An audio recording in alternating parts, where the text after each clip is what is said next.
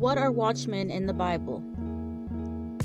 Watchmen in the Bible were guards responsible for protecting towns and military installations from surprise enemy attacks and other potential dangers.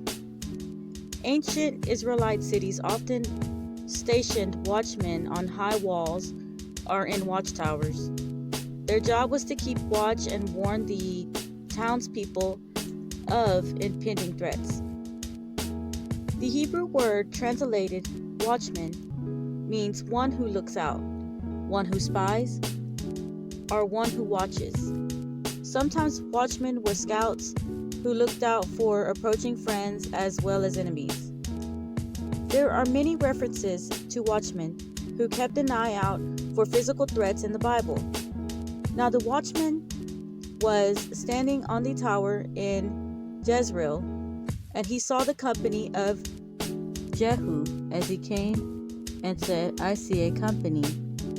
And Joram said, "Take a horseman and send to meet them, and let him say, 'It is peace.'"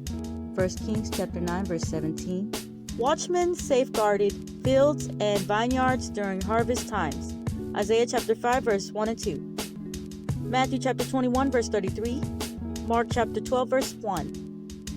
And acted as sentinels who announced the start of a new day.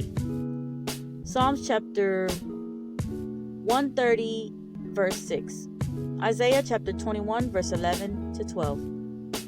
The Bible also refers to watchmen in the spiritual sense. God appointed prophets as spiritual watchmen over the souls of his people. Son of man, I have made you a watchman for the people of Israel. So hear the word I speak and give them warning from me.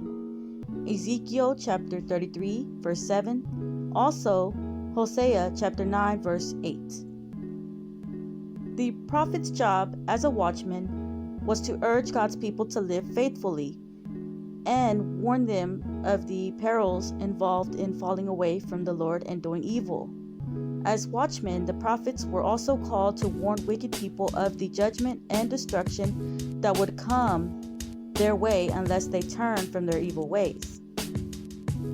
Israel's spiritual watchmen bore a heavy responsibility before the Lord. If a prophet failed to warn others as God had appointed him to do, his own life was in danger, and he would be held accountable for the people's sin. Son of man, speak to your people and say to them, when I bring the sword against the land, and the people of the land choose one of their men and make him their watchman, and he sees the sword coming against the land and blows the trumpet to warn the people, then if anyone hears the trumpet but does not heed the warning, and the sword comes and takes their life, their blood will be on their own head. Since they heard the sound of the trumpet but did not heed the warning, their blood will be on their own head. If they had heeded the warning, they would have saved themselves. But if the watchman sees the sword coming and does not blow the trumpet to warn the people, and the sword comes and takes someone's life, that person's life will be taken because of their sin. But I will hold the watchmen accountable for their blood. Ezekiel chapter 33, verse 2 through 6. A watchman who was blind and disobedient to the Lord's word left the people he was called to protect open to danger and suffering. Isaiah chapter 56, verse 10. Obedience is the only course of action for true watchmen. But if you do warn the wicked person to turn from their ways, and they do not do so, they will die for their sin, though you yourself will be saved. Ezekiel chapter 33, verse 9. The role of spiritual watchmen continued in the New Testament in the form of church leaders. Obey your spiritual leaders and do what they say. Their work is to watch over your souls, and they are accountable to God. Give them reason to do this with joy and not with sorrow. That would certainly not be for your benefit. Hebrews chapter 13, verse 17. In another sense, God calls not just leaders, but all Christians to be watchmen.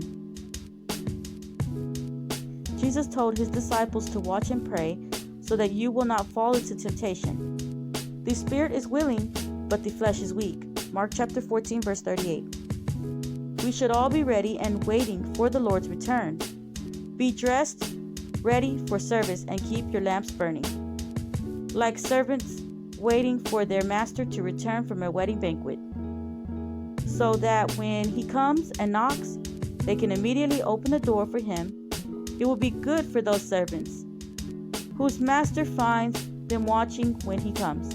Truly I tell you, he will dress himself to serve, will have them recline at the table, and will come and wait on them. It will be good for those servants whose master finds them ready. Even if he comes in the middle of the night or towards daybreak. But understand this, if the owner of the house had known at what hour the thief was coming, he would not have let his house be broken into. You also must be ready, because the Son of Man will come at an hour when you do not expect him. Luke chapter 12, verse 35 through 40.